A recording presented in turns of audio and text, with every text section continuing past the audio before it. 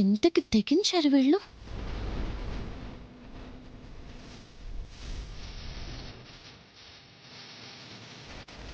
ఏంటి జగదాత్రి అలా చూస్తున్నావు?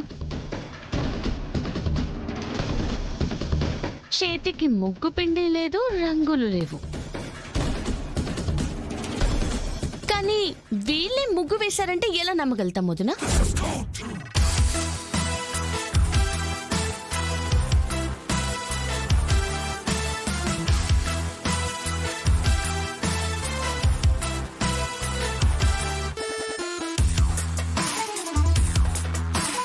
ఇంతకీ వాళ్ళెవరు?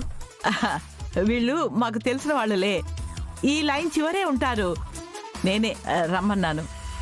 అవునా, సరే కానీ ముగ్గులేస్తే మీ చేతులకి రంగులుండాలి కదా, లేవేంటి?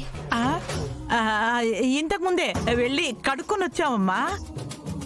హా, అవునా? అవును మేడం, మేఘన చాలా కష్టపడి ముగ్గు వేసింది. ఈ రోజుల్లో ఇంత ఓపికతో ఉన్న అమ్మాయిని, ఇంత క్రమశిక్షణతో ఉన్న అమ్మాయిని ఎక్కడా చూడలేదు. ఇలాంటి పెద్దింటికి నీలాంటి కోడలుంటే బాగా సరిపోతుంది మేఘనా.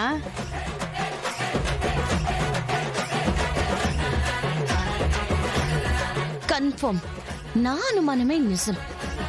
వీళ్ళే ఆ ముగ్గేశారు. చేతులు చూస్తేనే అర్థం అవుతుంది.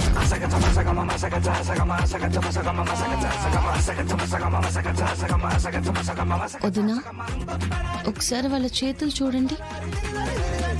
వాళ్ళ చేతులకి రంగులున్నాయి అంటే ముగ్గు వాళ్ళే వేశారు. వదినా, ఒక పని చెప్తాను, చేస్తారా? చెప్పు జగదాత్రి.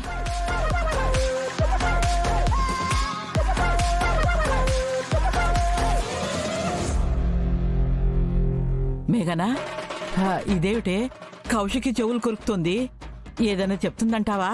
నాకు మాత్రం ఏం తెలుసు బామ్మ. ఏందమ్మీ కౌష్కి చెవులు అట్ట కొరుకుతా ఉండవు?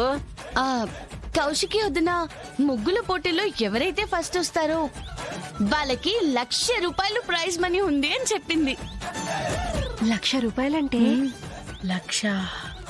ఆ ప్రైజ్ మనీ వెంటనే మన మేఘనకి ఇప్పించమని చెప్తున్నాను.